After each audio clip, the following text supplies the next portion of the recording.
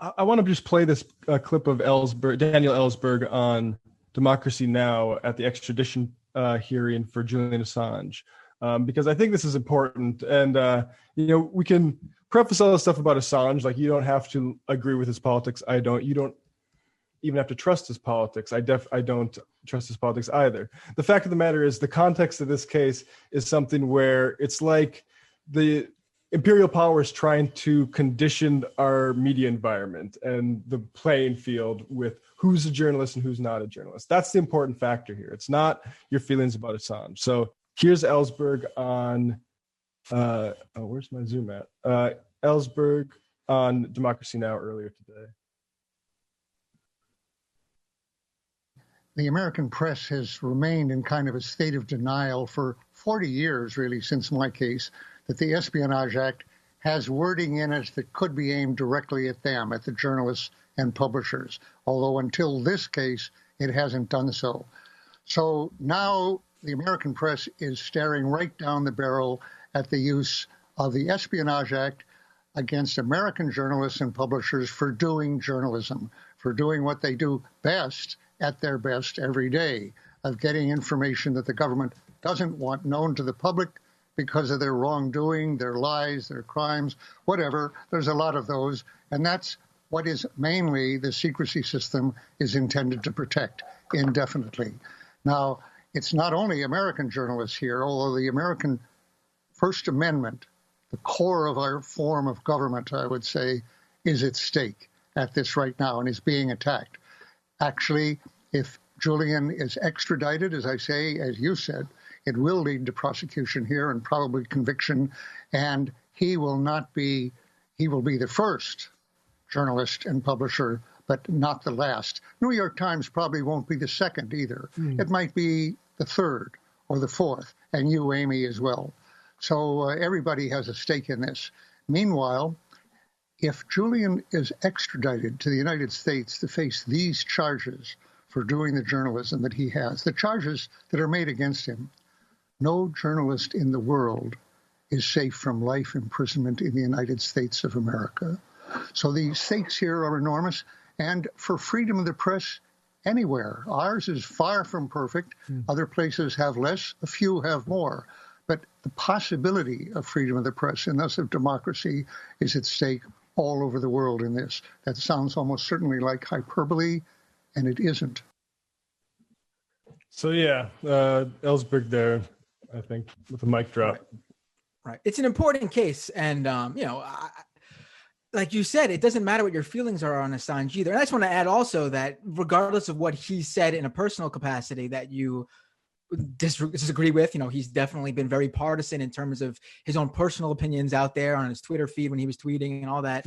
But the actual WikiLeaks releases have all been legitimate. They've all been real things that were sent to WikiLeaks and then released in a journalistic manner. I mean, it's just that's just the facts of this case. I mean, yeah.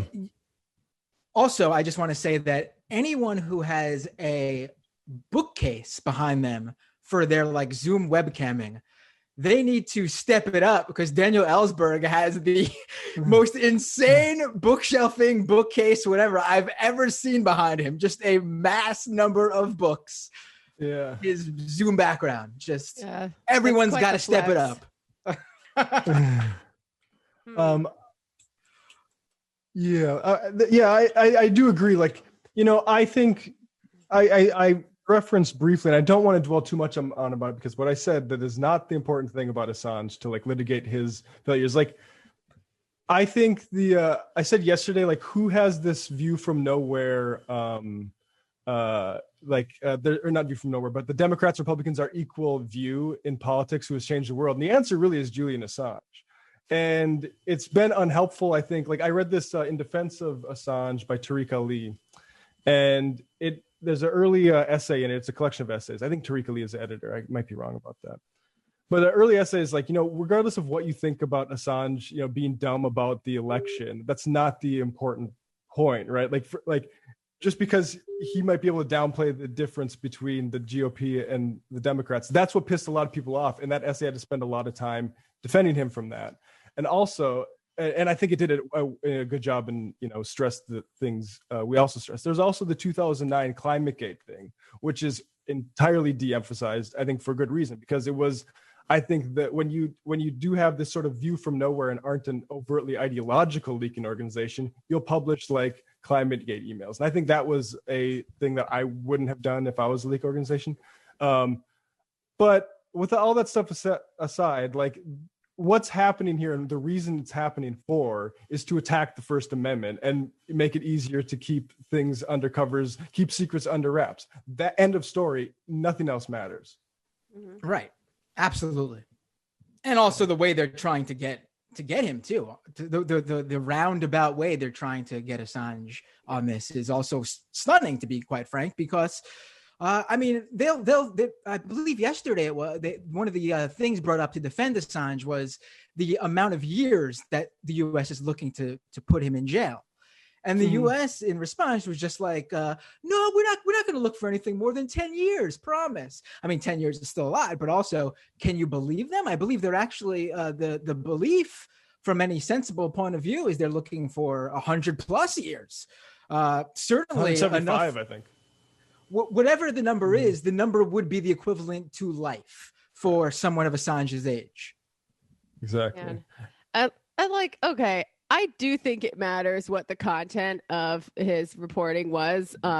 If somebody is spreading a bunch of, I don't know, like doxing anti-fascist organizers under the cover of freedom of speech, I'm probably going to think that person is an asshole, although there's definitely no chance that the U.S. government would be going after him the way that he is. But he has spoken truth to those in power, and most of what he published was damning stuff about the Iraq war, yes, which people really like to gloss over when they talk about what a douchebag he is or whatever. Like, I would hope that a video of American military guys gunning down civilians like they're in a video game, it carries a little more weight than him being a douchebag.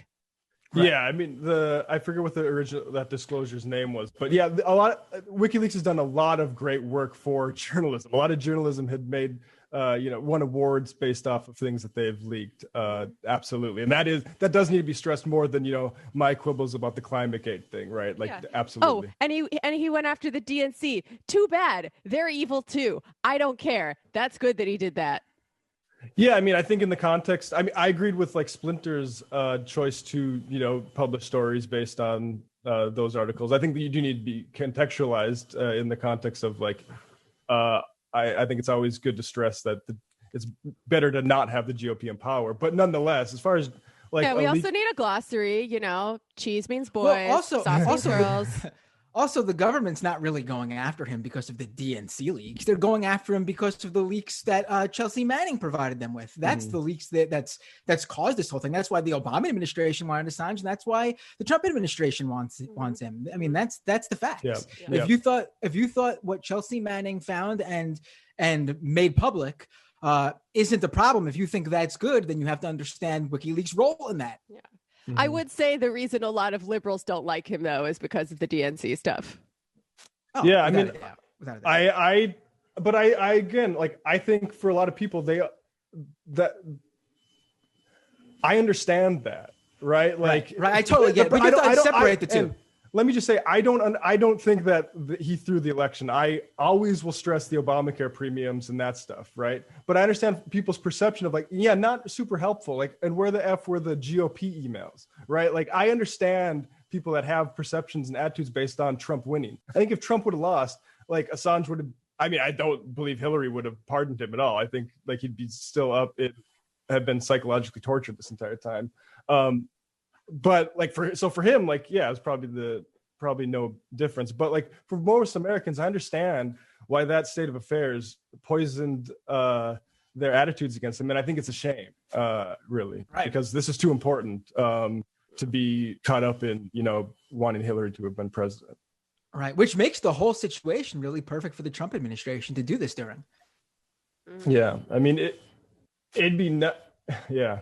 You have the people who would be up in arms and against the Trump administration doing this, sitting back and saying it's not so bad. I mean, that's the facts. I mean, everything, you have people who literally stand up against everything Trump does, rightfully so, but have taken a seat back on this one at the very least. If they're not advocating against Assange, then they're just not engaged in it, which obviously would not have happened otherwise.